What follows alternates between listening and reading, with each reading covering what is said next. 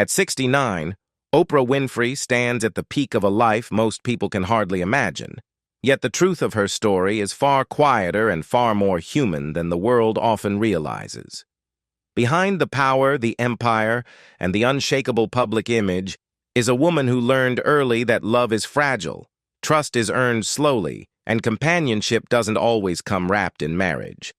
And for more than 3 decades, Stedman Graham has remained the steady presence beside her, rarely in the spotlight, never demanding attention, but always there when it mattered. Their bond did not begin as a fairy tale, and it certainly did not unfold without doubt, fear, or sacrifice, but it endured in ways that surprised even them. Oprah Winfrey's path to the steady companionship she eventually found with Stedman Graham did not begin in comfort or certainty. Long before she became a global icon, her life unfolded in places where love was scarce, stability was fragile, and dreams were often too heavy for a child to hold. Born on January 29, 1954, in rural Mississippi, Oprah spent her earliest years wrapped not in luxury, but in poverty so deep that even her dresses were sewn from potato sacks. Her grandmother, Hattie Mae, was the first person to notice the spark in her, teaching her to read, urging her to speak, pulling her out of the shadows of a childhood where she often felt invisible. It was in those small church gatherings, reciting scriptures in front of adults, that Oprah first learned she could command a room. But childhood changed sharply at age 6, when she moved to Milwaukee to live with her mother. The structure she knew disappeared, replaced by uncertainty and moments of loneliness that she rarely spoke about publicly. Her mother worked long hours, had more children, and Oprah had to find her own footing in an environment that was unpredictable at best. She drifted from home to home, school to school, often feeling like she didn't quite belong anywhere. Those years carved into her a quiet understanding of how fragile emotional safety can be, a truth that would shape every relationship in her adult life. Everything shifted when she moved again, this time to Nashville, under the care of her father, Vernon. He believed in discipline the way some people believe in religion. Books, education, self-control, those were his commandments. Oprah responded to structure the way someone starving responds to food. She became an honor student, won speech competitions, and found a voice that was no longer just a memory from childhood church gatherings. Vernon gave her what she had lacked for so long, a sense of direction, a sense that her life could become something more than survival. And though she did not know it then, every hardship, every triumph, every lesson about trust and independence was preparing her for the complicated kind of love she would one day choose with Stedman Graham. Oprah Winfrey's rise in broadcasting was not a story of instant success, but one of repeatedly being pushed aside before finally finding where she belonged. Her first job was modest, working at a grocery store. But at 17, winning the Miss Black Tennessee pageant changed her life. A local radio station noticed her voice, the sincerity in it, the way people leaned in when she spoke. They hired her to read the news, and for the first time, Oprah felt the door to something bigger open just a crack. She walked through it without hesitation. She earned a scholarship to Tennessee State University, studying communications, but her talent moved faster than her degree. At 19, she became the youngest and the first black female news anchor at WLAC-TV in Nashville, competing in the same market as John Tesh. But unlike Tesh, Oprah's natural conversational warmth didn't fit the rigid structure of evening news. That mismatch became glaringly obvious after she moved to Baltimore in 1976 to co-anchor for WJZ-TV. Her delivery wasn't cold enough, the producers said. They moved her to less important roles, almost pushing her career off the edge before it had truly begun. Yet the very setback they thought would sideline her became the turning point. In 1978, she was given a chance to co-host People Are Talking, a local talk show. For the first time, she didn't have to pretend. She could ask questions the way she wanted to ask them, connect with guests the way she naturally connected with people her entire life. Viewers responded immediately. Her empathy, born from years of instability, wasn't a flaw. It was her power. By 1984, she was offered AM Chicago, a failing morning show on WLS-TV. Within months, she turned it from last place to first, dethroning even Phil Donahue. Roger Ebert advised her to sign a syndication deal with King World, predicting she'd earn more than he ever did from television. He was right. On September 8, 1986, The Oprah Winfrey Show premiered nationally, and in that same transformative year, Oprah met the man who would quietly rewrite her understanding of love, Stedman Graham. When Oprah Winfrey met Stedman Graham in 1986, her life was changing at a pace that felt almost unreal. Her show had just gone national, her name was becoming synonymous with success, and yet privately she was cautious, especially when it came to love. At that time, she'd seen Stedman around Chicago often, usually with the same woman, and assumed he was just another attractive man who was already taken. She never gave him much thought. Her world was full of people drawn to her fame, to the power growing around her, and she had learned early that charm wasn't the same thing as sincerity. But fate reintroduced them under a different light. Both were visiting a mutual friend who was dying of AIDS. The air was heavy, somber, stripped of pretense. This time, Stedman was alone, and so was Oprah. There were no crowds, no cameras, no noise. In that quiet, something opened. Not romance, but possibility. She suggested they get a beer, only to discover he didn't drink at all, had never even tasted alcohol. That small detail lingered with her. For someone constantly surrounded by people who wanted to impress her, his simplicity felt strangely grounding. Still, she was guarded. Her team was too. Stedman was tall, handsome, charismatic, the type of man who, to them, seemed almost too good to be true. They warned her gently, believing he was likely a player. Oprah herself feared the same. She knew how quickly a beautiful facade could crumble. Yet Stedman offered none of the red flags she braced for. He wasn't chasing her spotlight. He wasn't drawn to her celebrity. Instead, he was steady, almost quietly so. Months passed before she realized he had ended his previous relationship and had been quietly asking about her. It wasn't flashy or desperate, it was respectful. As he began traveling from another city just to spend evenings with her in Chicago, she saw a different kind of man. Measured, patient, calm. He didn't push for more than she could give.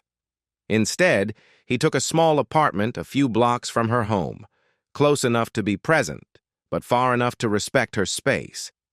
It was the beginning of a connection neither of them had planned for, built not on intensity or sparks, but on something far rarer in Oprah's world: trust.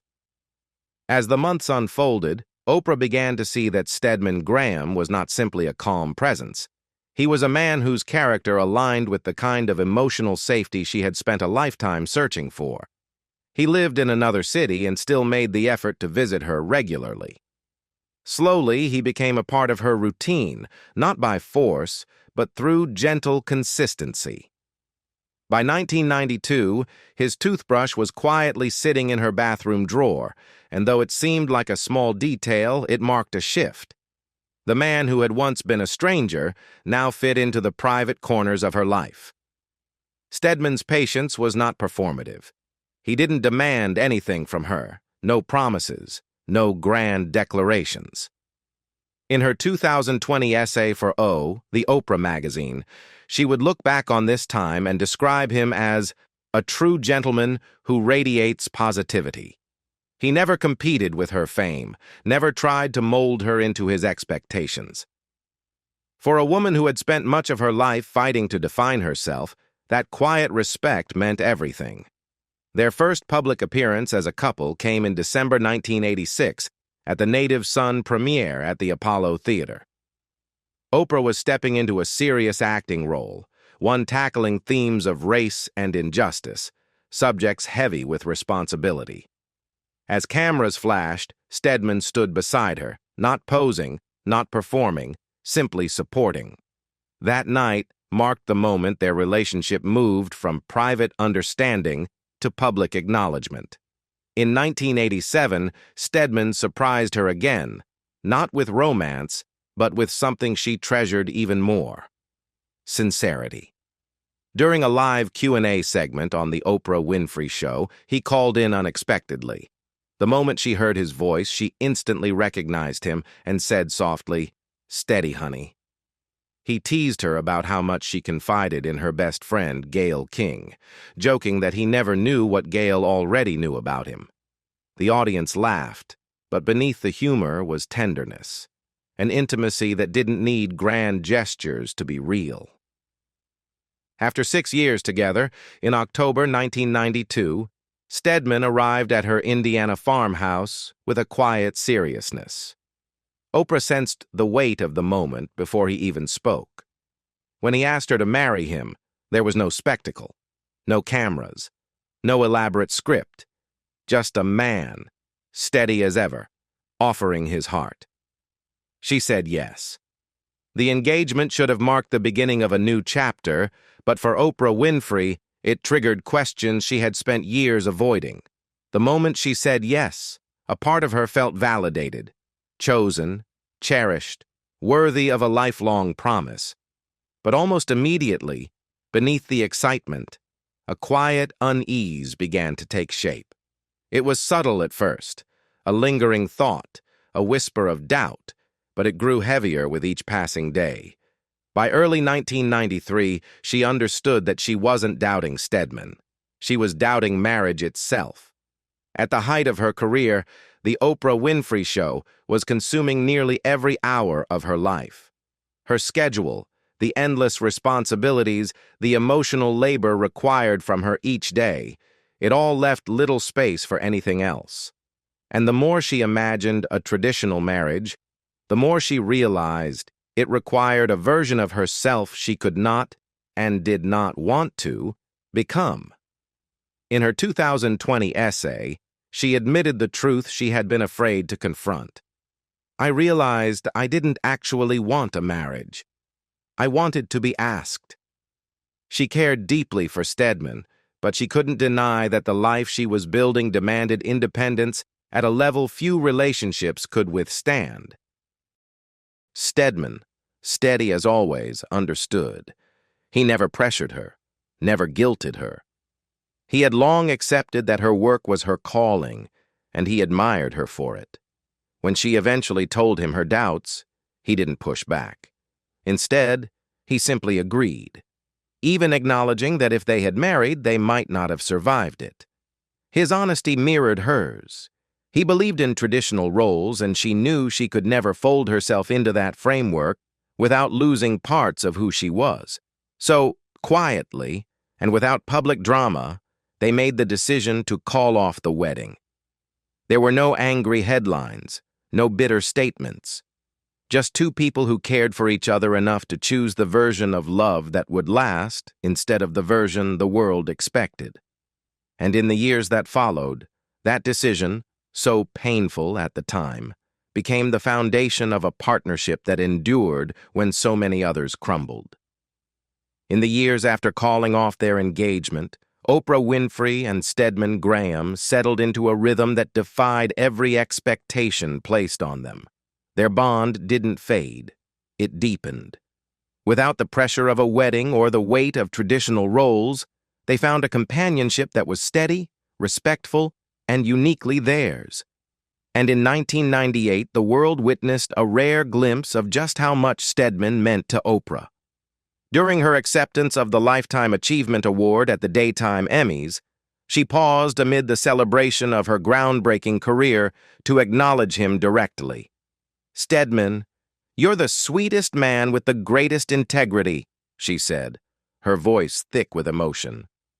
In the audience, the camera caught Stedman's eyes filling, his quiet pride finally visible to millions. For a man who avoided the spotlight, that moment revealed more than any headline ever could. Their partnership continued to evolve over the next decade.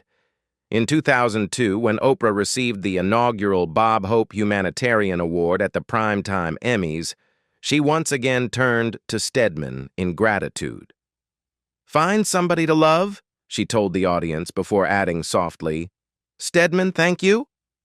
He beamed, not as someone basking in her light, but as someone who had helped steady it from behind the scenes. That was always their way. Two lives intertwined, but never tangled. But with longevity came speculation. In 2016, rumors spread that they had secretly married. Even friends called to ask why they weren't invited.